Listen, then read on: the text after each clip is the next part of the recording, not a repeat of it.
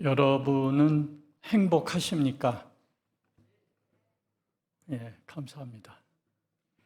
행복하신 분들도 계시고 또 혹은 행복하지 않다고 생각하시는 분들도 계실지 모르겠습니다. 우리 한국이 지금처럼 잘 살았던 적이 없습니다.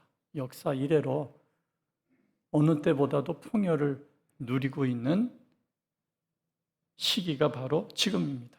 제 처제가 미국에 사는데 몇십 년 만에 한국에 나와서 여기저기 구경하고 돌아다니다가 하는 말이 자기가 미국 촌놈이라고, 한국에 나와서 보니까 자기가 사는 뉴욕보다도 훨씬 더 여러 면에서 앞서가는 것을 보면서 그렇게 이야기하고 가더라고요. 예전에는 미국이 잘 산다고 부러워했습니다. 그리고 미국 이민 간다고 그렇게 애쓰기도 했습니다. 근데 요즘은 한국의 K-팝, K-드라마가 세계를 휩쓸고 있습니다. 그리고 다양한 문화시설이나 의료시설이 오히려 미국이나 유럽보다 훨씬 앞서고 있습니다. 그러나 한국인의 행복 지수를 측정해 봤더니 OECD 37개 중에서 35위라고 나왔더라고요. 행복 지수는 굉장히 떨어집니다. 한국의 경제력이 세계 10위라고 하는데 그거에 비해서는 행복 지수는 한참 떨어집니다. 행복감과 경제력은 꼭 비례하지는 않습니다. 그런데 한국인이 행복하지 않다고 느끼는 이유 중에 하나가 사회적 고립감 혹은 외로움이라고 답을 합니다. 경쟁이 심하고 다른 사람의 시선에 민감하기 때문에 마음이 외롭고 고립된 느낌을 많이 받는다고 합니다. 이러한 고립감은 단순히 노년층뿐만 아니라 10대 그리고 청년층까지 급속도로 확대되고 있다고 합니다. 오늘 오후에 예배 참석한 우리 성도님들의 마음은 평안하신지 모르겠습니다.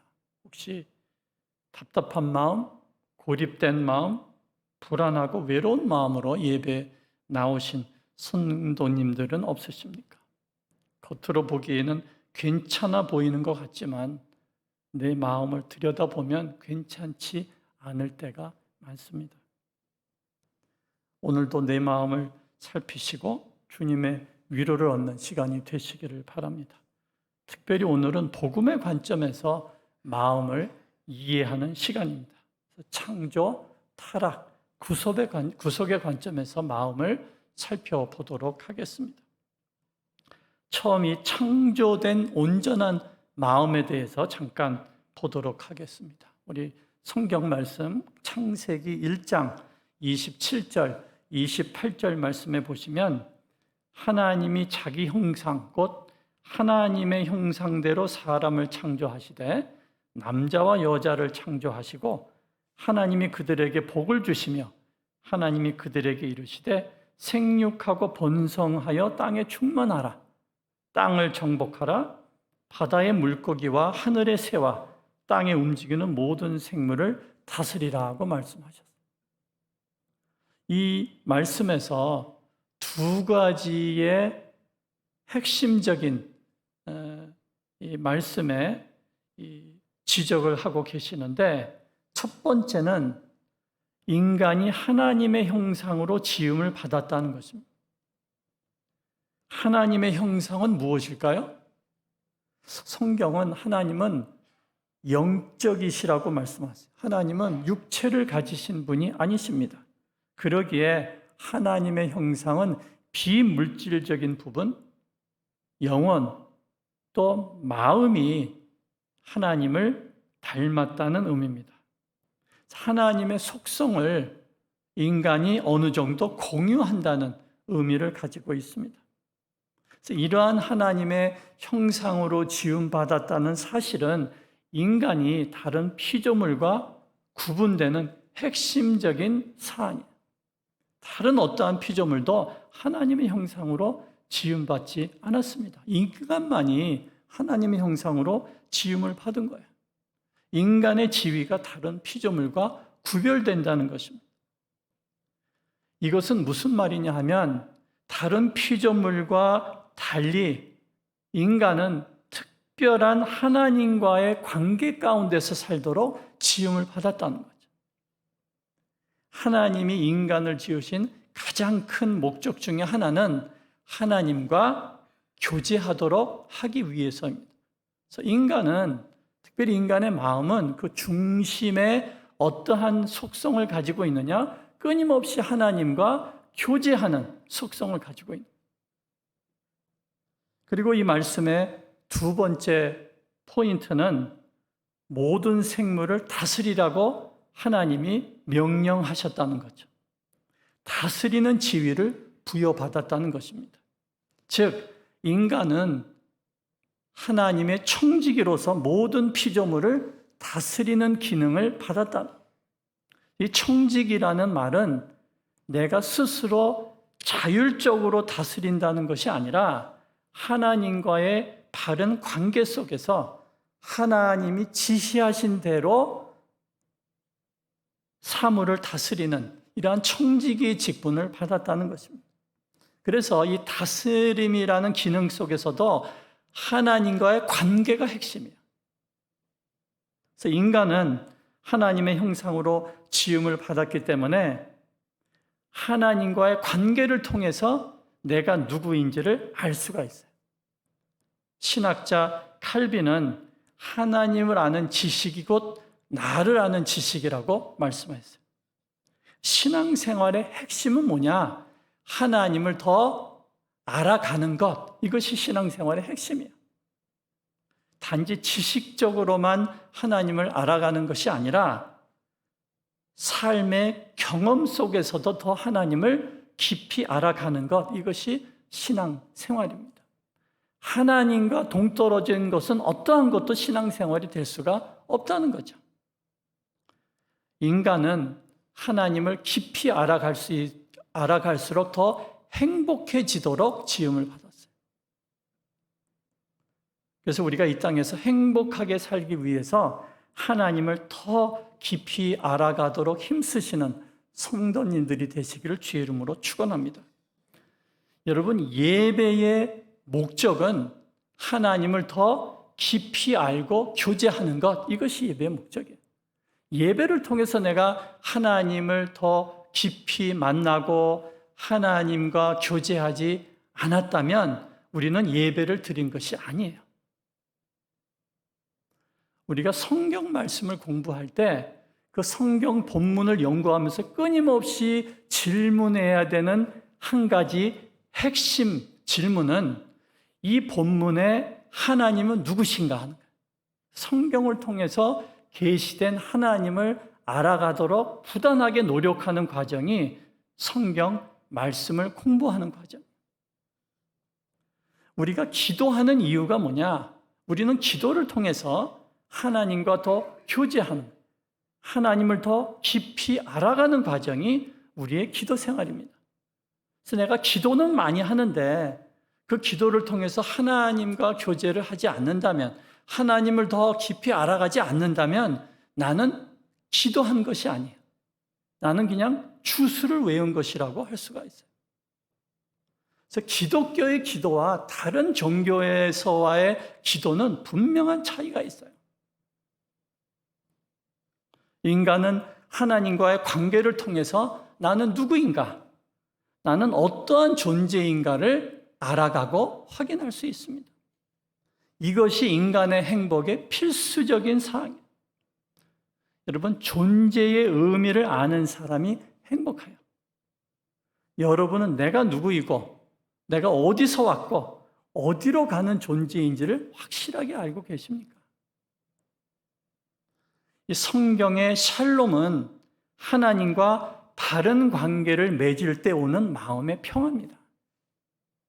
내 마음이 평안하기 위해서는 하나님과 바른 관계를 맺어야 합니다. 그래서 샬롬의 핵심은 하나님 중심성이에요. 내 마음이 하나님 중심성이 됐을 때 내 마음에 샬롬이 깃들게 되고 그 마음은 행복한 마음이 되는 것입니다. 내가 하나님 안에서 분명한 정체성을 가지고 있는 사람의 마음이 평안하고 샬롬이 깃드는 거죠. 그리고 내 마음이 평안해야 다른 사람과도 편안한 관계를 이어갈 수가 있습니다. 여러분, 내 마음이 평안하지 않으면 다른 사람과의 관계도 불편해지는 거예요. 요즘 괜히 다른 사람과의 관계가 더 힘들어졌다, 다른 사람이 괜히 싫어지고 미워졌다, 이런 분이 혹시 계실지 모르겠어요. 그러면 내 마음에 평안이 없구나, 내 마음이 편안하지 않구나, 이렇게 여러분이 생각하시는 거예요. 그러니까 다른 사람을 탓할 필요가 없어요. 인간관계의 어려움은 내 마음에서부터 출발하는 것입니다. 그래서 마음의 평안은 인간의 마음이 온전히 하나님께 집중된 상태를 말합니다. 창세기 2장 25절 말씀에 보시면 아담과 그의 아내 두 사람이 벌거벗었으나 부끄러워하지 아니하니라 그 말씀하고, 여기서 이 부끄러워, 부시라는 이 의미는 수치심에 빠지거나 당혹스러워하는 의미를 가지고 있어요. 그런데 아담과 하와가 벌거벗었으나 부끄러워하지 않았다는 것은 그들의 마음이 하나님께로만 집중되어 있었다는 것을 말합니다. 하나님께만 그의 마음이 집중되어 있었기 때문에 어떠한 수치심도 틈탈 겨를이 없었다는 거예요. 인간은 하나님께 몰입된 상태로 살도록 지음을 받았습니다. 하나님께 몰입된 마음에 샬롬이 임하고 행복한 마음이 되는 거예요. 이 몰입의 사전적 정의는 어떤 대상에 깊이 파고들거나 빠짐이라는 의미를 가지고 있어요. 그래서 우리는 끊임없이 하나님을 깊이 파고들고 하나님께 빠지기 위해서 끊임없이 애쓰고 노력하는 그러한 존재로 지음을 받은 거예요. 다시 말해서 하나님께 내 마음의 주의가 온전히 집중되는 것을 말합니다. 그러니까 다른 것에 대한 관심은 필연적으로 줄어들게 되거나 사라지게 된다는 의미죠. 하나님께 집중된 마음에 외로움과 수치심이 사라집니다. 인간의 마음은 무언가 집중하도록 주조됐어요. 인간의 마음은 방향성을 가지고 있습니다. 인간의 마음에는 에너지라는 게 있어요. 그래서 그것이 어느 방향으로 향하는가에 따라서 내 마음의 상태가 달라지게 되어 있습니다. 집중의 대상에 따라서 내가 행복해지기도 하고 불행해지기도 하는 거예요. 현대인의 고통은 하나님께 집중하지 못하고 다른 데 집중하는 데에서 오는 거예요.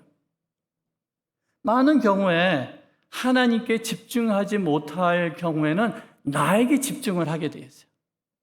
내 마음이 나에게 방향을 잡고 끊임없이 파고들고 집중하면 인간은 불행해집니다.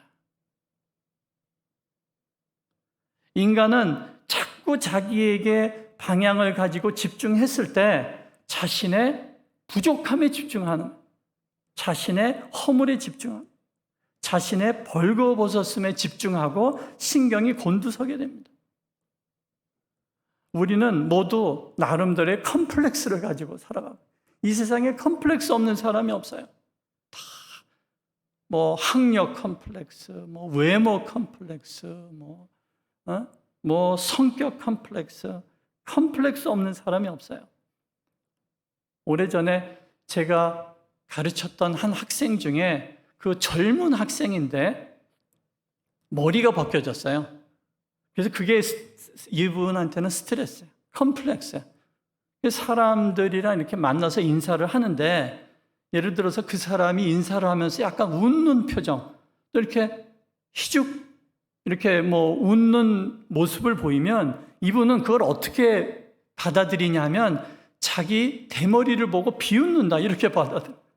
그러니까 모든 자기 마음의 집중이 자기의 컴플렉스에 이렇게 붙들려 있기 때문에 다른 사람의 말이나 행동을 그것과 자꾸 연결시키는 거예요. 그러니까 상처를 받고 대인 기피증이 생겨가지고 사람 만나기도 싫어하고 이런 학생이 있었습니다. 자신의 부족함에 집중하니까 자신감이 떨어지는 거예요. 이 자신에게 집중한다는 것은 사람이 나를 어떻게 생각하냐 여기에 집중한다는 거예요. 그래서 이러한 자신에게 마음의 에너지가 집중되면 하나님께 집중할 에너지가 사라지는 거예요. 하나님이 내 마음에 잘 의식이 안 되고 거하지를 못하는 거죠. 그래서 이런 사람은 결국 자꾸 무엇가 확산되느냐? 내 결핍, 내 컴플렉스, 내 아픔, 내 고민 계속 여기에 붙들리는 거예요. 거기에 비해서 행복한 마음은 에너지의 방향을 하나님께로 집중하는 거예요. 그리고 또 이웃에게 집중하는 거죠.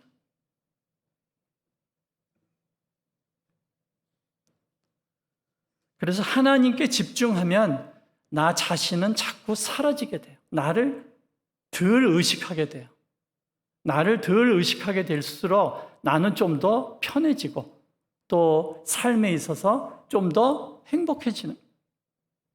우리가 온전히 하나님께 몰입해서 살 수 있는 마음의 평안이 거합니다. 오늘 이 창세기에 읽은 말씀은 인간에게 죄가 들어오기 전의 상태예요. 그래서 인간에게 죄가 들어오기 전에는 인간의 모든 의식이 하나님께 몰입될 수 있었어요. 여러분, 우리가 나중에 천국에 가면 영원히 하나님께 24시간 집중해서 살아갈 거예요. 그게 천국에서의 영원한 삶의 핵심입니다. 우리가 지금은 다 흐리게 보이지만 그날에 하나님과 얼굴을 맞대고 영원히 하나님을 찬송하고 경배하고 예배하면서 살아가는 것, 이것이 우리에게 다가올 영생의 행복이에요. 그러나 우리가 가끔 이 땅에서도 죄 많은 이 땅에서, 죄성을 가지고 있는 이 땅에서 우리가 천국을 맛볼 때가 가끔 있어요. 하나님을 깊이 집중하고 하나님의 임재 가운데 들어갈 때가 있습니다. 여러분이 가끔 기도 속에서도 그런 경험을 하실 수도 있고요. 일상생활에 하나님의 은혜를 경험할 때도 그런 느낌을 가지실 수가 있습니다. 저는 이러한 경험을 가끔 예배를 통해서 경험을 해요. 그러니까 예배라는 것은 앞으로 영원히 하나님과 함께할 우리의 영생을 이 땅에서 맛보는 그런 잠시 동안의 짧은 시간이라고 우리가 줄여서 설명할 수가 있습니다. 가끔 여러분도 천국을 맛보는 예배 경험이 있으신지 모르겠어요. 다 있으실 것이라고 생각을 합니다. 우리가 매주 예배 드릴 때마다 그런 경험을 하면 좋지만 그렇지 않을 때가 많아요. 그러나 가끔은 내가 마치 천국에 온 것처럼 그 하나님과 내가 얼굴과 얼굴을 마치 보는 것처럼 그런 깊은 하나님과의 만남의 경험을 할 때가 있습니다. 제가 기억나는 한 사건이 있는데 제가 대학교 때 세계 선교대회에 참석한 적이 있었어요. 그 큰 강당에 전 세계에서 모인 2만여 명의 대학생들이 말씀을 같이 듣고 그리고 함께 찬양을 하고 하나님이 다스린다는 그 찬양을 부르면서 소리 높여 하나님을 찾았을 때 그 찬양 속에서 그 말씀 속에서 내 자신이 사라지고 하나님의 임재가 나를 지배하는 경험을 했었어요. 이 예배의 경험 후에 제 마음이 얼마나 행복했는지 알 수가 없어요. 다른 어떤 것으로 경험해 볼 수 없었던 깊은 행복감이 제 마음 가운데 찾아왔어요. 아무것도 외부적으로는 달라진 것이 없는데 그냥 행복한 거예요. 이 세상이 달라 보였습니다. 그리고 그 전에 내 문제가 그 예배 드린 후에도 똑같이 있었는데 그 문제가 그렇게 크게 여겨지기를 않는 거예요. 별 문제로 보이질 않는 거죠. 그리고 사람들이 얼마나 사랑스럽게 보이는지 알 수가 없습니다. 막 나무들이 춤추는 것 같은 이러한 경험을 한 적이 있습니다. 여러분도 가끔 이러한 예배 경험이 있으리라 생각을 합니다. 성경에도 믿음의 선조들이 하나님의 임재에 붙들려서 자신과 세상에 사라지는 신비한 체험을 한 사건들을 기록하고 있습니다. 두 번째로는 타락한 마음. 타락한 마음은 인간 스스로 하나님이 되려고 하는 사건이 타락한 마음의 중심에 있어요. 창세기 3장 5절 말씀에 보시면 사탄이 유혹하기를 너희가 그것을 먹는 날에는 너희 눈이 밝아져 하나님과 같이 되어 선악을 알 줄 하나님이 아심이니라. 이 타락한 마음의 핵심은 눈이 밝아져서 하나님이 될 것이다. 사단의 유혹을 받고 인간이 그 유혹에 넘어간 거예요. 타락한 마음의 핵심은 그 마음의 중심에 하나님이 사라지고 자기 자신이 자리를 찾게 되는 거죠. 하나님 대신에 내가 인생의 주인이 되는 사건, 주인이 된다고 착각하는 사건, 그것이 인간의 타락입니다. 인간이 하나님께 불순종하고 하나님을 떠난 사건이 타락이에요. 그리고 스스로 하나님의 자리를 차지하는 거죠. 여러분, 인간은 하나님이 될 수가 없습니다. 인간은 하나님의 지음을 받아서 그 피조물로 살아가는 존재예요. 그러기에 피조물이 하나님이 되려고 할수록 그 마음에는 더 큰 불안과 두려움이 엄습할 수밖에 없습니다. 내 자리가 아니에요. 여러분, 하나님은 완전한 분이십니다. 그러나 인간은 불완전한 존재예요. 그러기에 인간이 완벽하려고 할수록 더 부족한 자신을 발견하는 딜레마에 빠지게 됩니다. 여러분, 우리는 완벽한 부모가 결코 될 수가 없어요. 우리는 완벽한 성도도 될 수가 없습니다. 우리는 실수하고 실패하고 넘어지는 많은 허물을 가지고 살아가는 존재입니다. 그래서 인간은 하나님을 의지하고 하나님을 신뢰하는 존재로 지음을 받았어요. 그러나 타락으로 인해서 하나님을 떠난 인간은 자신이 하나님을 행세를 하게 됩니다. 자신의 허물과 부족함을 인정하고 하나님께 나아가는 대신에 불완전한 자신을 감추고 완벽한 척하는 모습을 보여요. 이것이 인간의 어리석음입니다. 그리고 하나님 자리를 차지한 인간의 마음의 특징 중에 하나가 내 뜻대로 되지 않으면 화가 나는 거예요. 이 세상은 내 뜻대로 움직이는 세상이 아니라 하나님 뜻대로 움직이는 세상이에요. 그런데 하나님 자리에 앉은 인간이 이 세상이 내 뜻대로 돌아가야 한다고 그렇게 기대하고 그게 원하는 거예요. 그리고 그렇게 되지 않는 세상에 분노하는 거예요. 그리고 그렇게 움직이지 않는 다른 사람을 비난하고 탓하는 겁니다. 우리는 이러한 자기중심성을 다 가지고 있어요.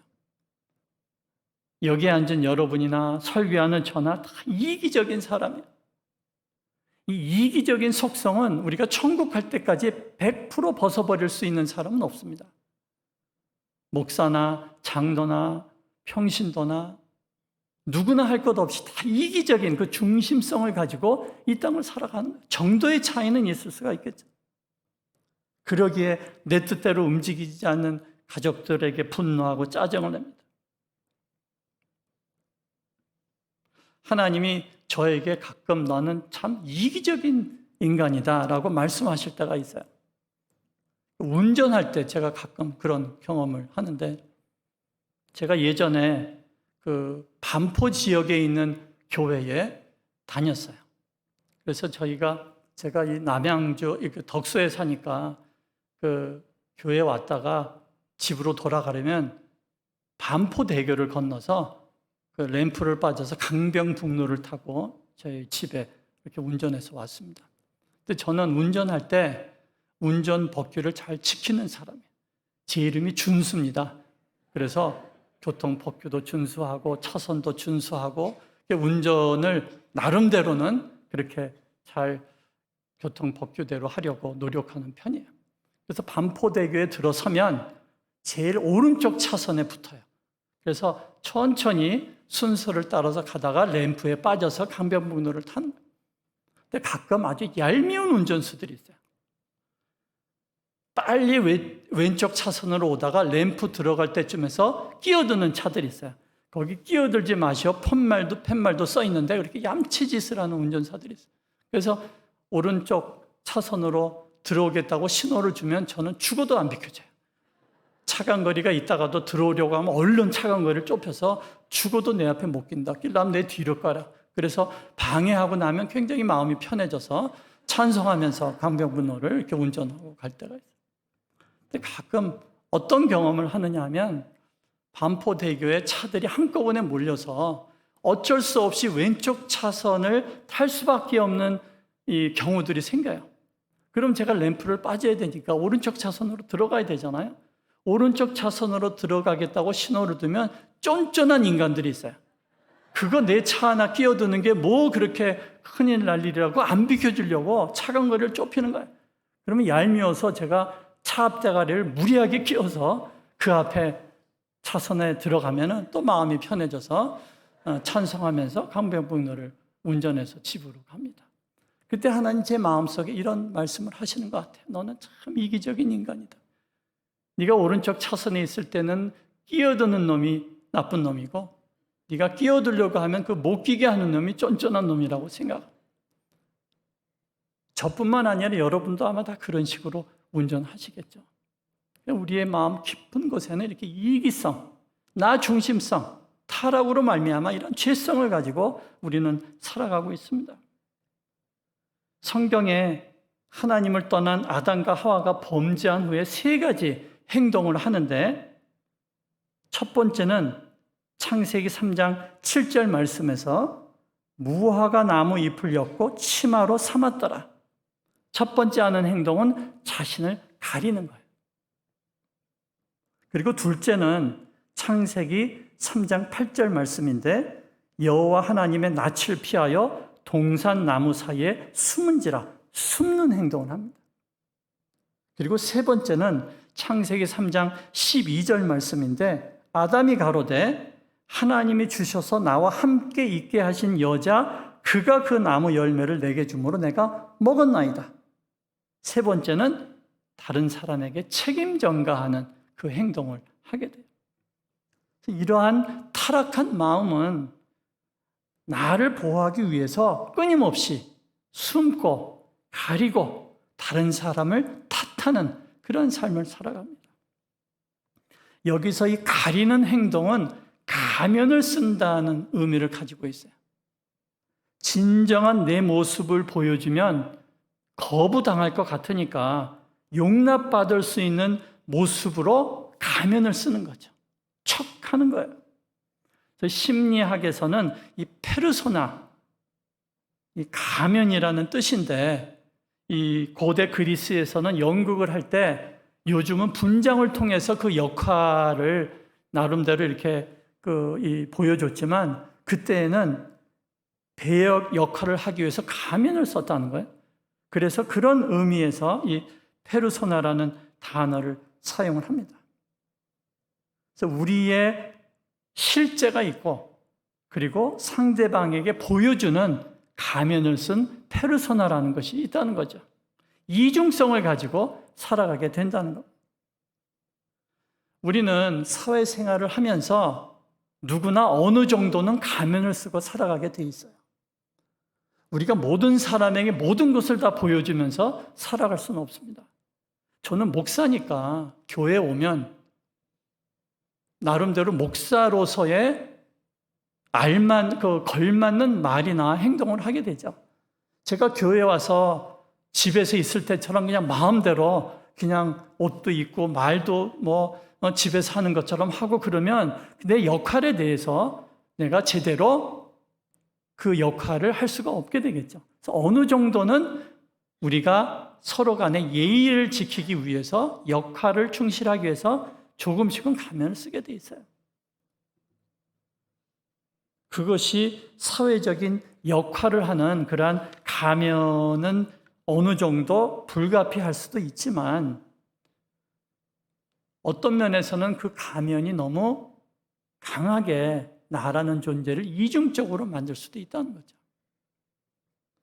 여러분, 진정한 성도의 교제는 내가 쓴 가면을 벗을 때 가능하다고 해요. 그러니까 우리는 교제를 할 때 어느 정도 거리를 두고 교제를 하는 거예요.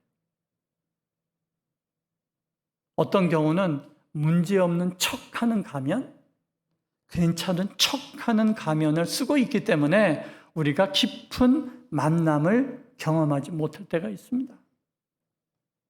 우리가 외롭고 고립되는 이유 중에 하나는 우리의 마음의 문을 열지 않기 때문일 수가 있습니다. 나는 문제가 없는 사람처럼 보이고 싶은 거예요. 나는 행복한 사람으로 보이고 싶은 거죠. 그러나 실상 문제 없는 사람이 있을까요? 제가 여기서 양복을 입고 나름대로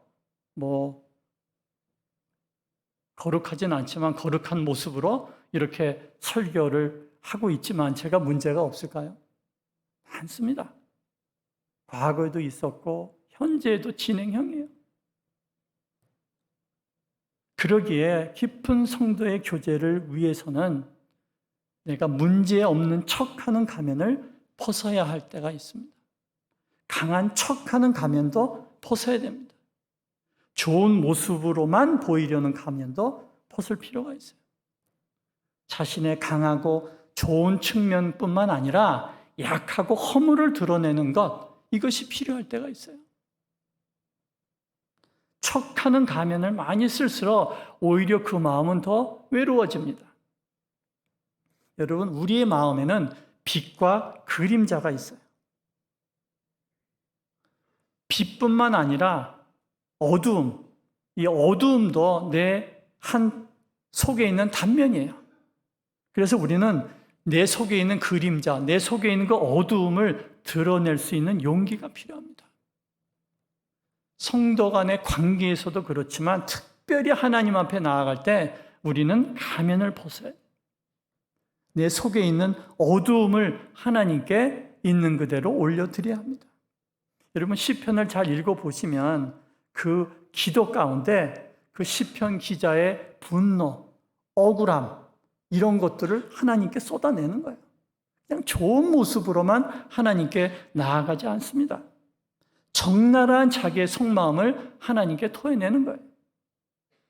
하나님은 우리의 이러한 진실된 기도를 더 기뻐하십니다. 예수님은 우리에게 건강한 마음의 본을 보여주셨습니다. 예수님은 인간의 몸으로 이 땅에 오셨습니다. 예수님은 하나님이시지만 동시에 완전한 인간으로 이 땅에 사셨습니다. 예수님은 죄도 없고 어두움이 없으십니다. 그러나 예수님은 자신의 강함만 드러내지는 않으셨습니다.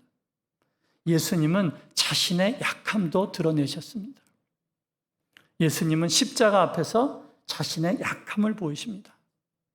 마태복음 26장 38절 보시면 내 마음이 매우 고민하여 죽게 되었으니, 내 마음이 너무 고민하여 죽게 되었으니, 내 마음이 괴로워서 죽을 지경이라고 말씀하시고 제자들에게 기도를 부탁하시는 예수님을 볼 수가 있습니다.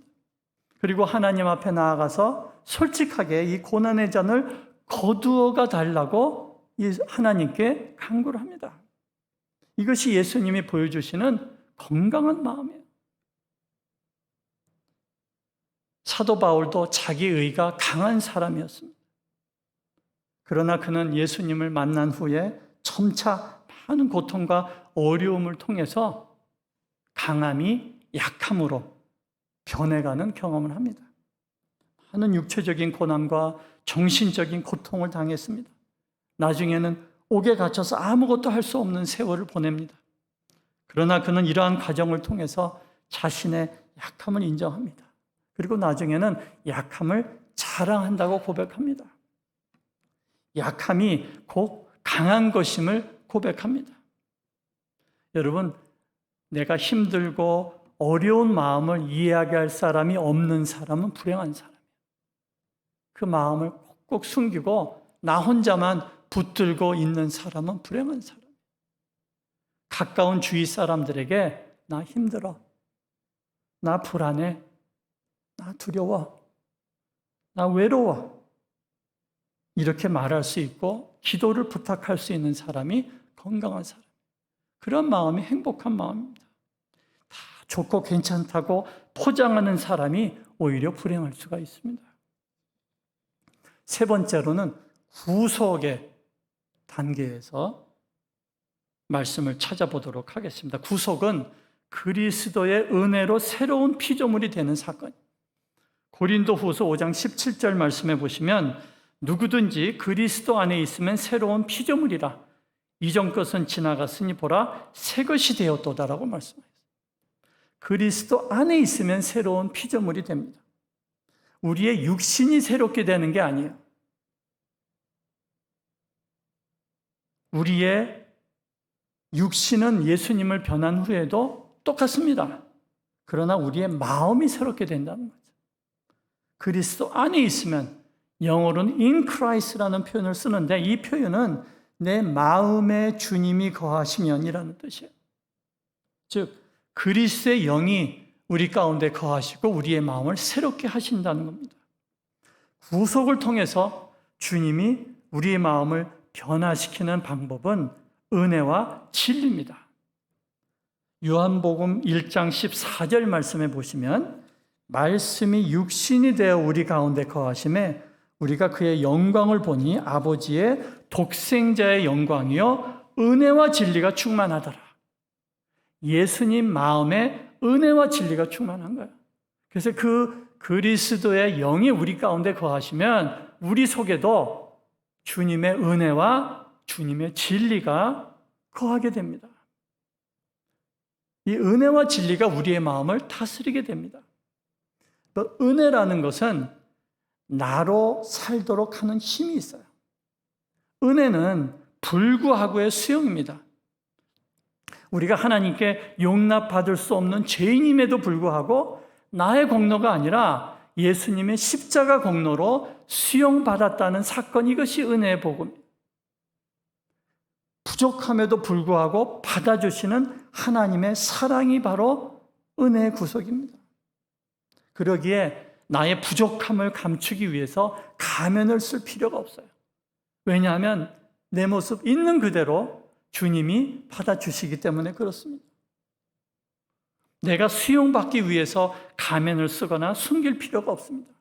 그러기에 나는 나로서 살아갈 수 있는 힘이 은혜에서 나오는 거죠. 그래서 말씀의 은혜란 무엇인가? 그리스도의 복음을 우리는 은혜의 복음이라고 부릅니다. 그 이유는 복음이 불구하고의 용납, 자격이 없지만 그리스도의 보혈로 있는 모습 그대로 용납되는 사건이기 때문에 그렇습니다. 은혜는 무조건적인 사랑과 용납이에요.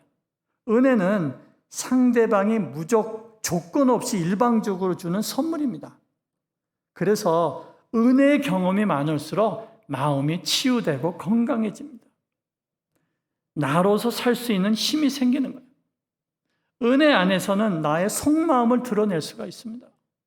내가 다른 사람이 될 필요가 없어요. 가면을 쓸 필요가 없습니다.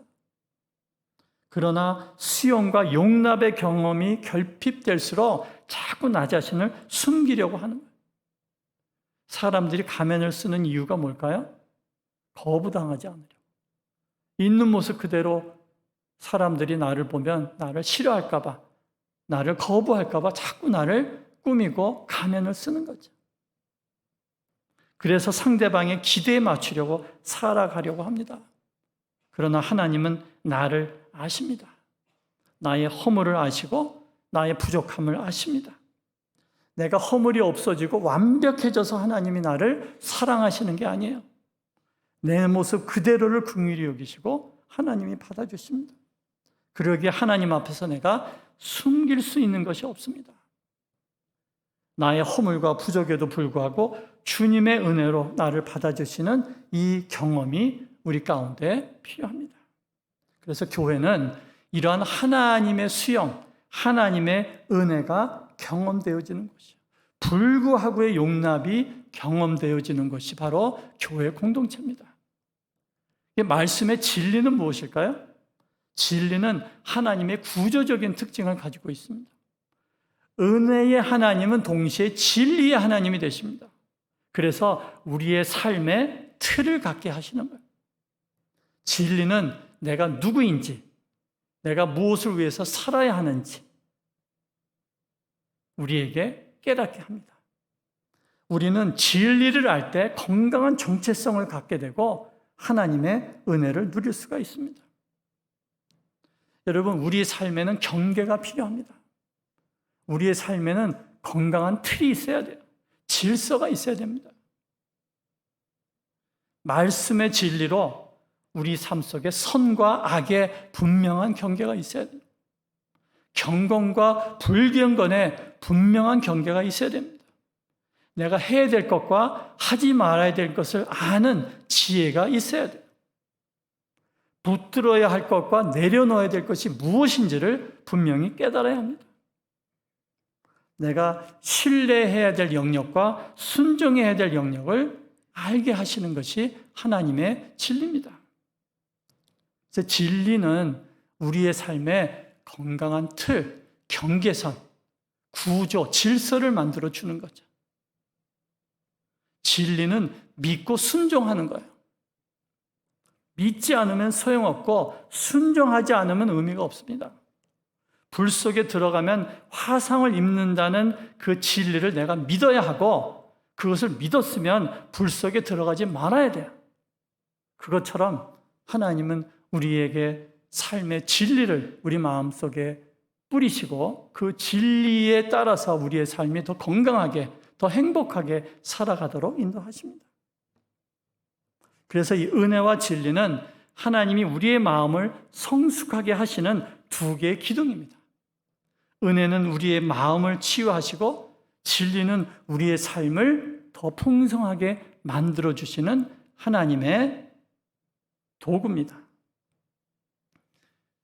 예배는 이 말씀의 은혜와 진리를 경험하는 자리예요. 여러분, 우리는 예배 나올 때마다 허물을 가지고 주님 앞에 나옵니다. 우리의 죄악된 마음을 가지고 주님 앞에 나옵니다. 예배 나오기 위해서는 우리가 괜찮은 척하는 가면을 다 내려놔야 돼요. 문제없는 척하는 가면을 내려놔야 됩니다. 내 약함을, 나의 허물을 가지고 나와서 주님 앞에 드리는 거죠. 주님께 고백을 합니다. 우리의 삶은 주님의 이러한 은혜의 말씀에 의해서 내가 하나님 앞에 있는 그대로 받아들여지는 경험을 예배를 통해서 합니다. 죄인입니다. 허물이 많습니다. 불쌍한 인간입니다. 있는 모습 그대로 하나님 앞에 나와서 그 있는 모습 그대로 받아주시는 그리스도의 십자가 보혈을 경험하는 것이 바로 예배 자리입니다. 그 은혜를 통해서 우리의 마음이 새로워지는 거예요. 그리고 하나님은 진리의 말씀을 통해서 우리가 어떻게 살아야 할지를 깨닫게 하시는 거예요. 이제 은혜의 말씀으로 우리의 심령이 새롭게 됐으면 이제 네가 한 주간 동안 또 앞으로 어떻게 살아야 될 것인지 하나님께서 우리의 마음속에 진리의 말씀으로 그 질서를 세워가십니다. 건강한 경계를 세워가십니다. 그리고 우리가 한 주간 어떻게 살아야 할 것인지 힘을 얻는 것이 바로 예배 자리입니다. 우리 오늘 인간의 마음을 창조, 타락, 구속의 관점에서 살펴봤습니다. 우리 다산 은혜교회 모든 성도님들의 마음이 구속의 은혜와 구속의 진리를 통해서 날마다 새로워지시기를 축원합니다. 그리고 모든 성도님들의 마음이 치유되고 회복되는 행복한 복음의 역사가 날마다 일어나기를 주의 이름으로 기원합니다.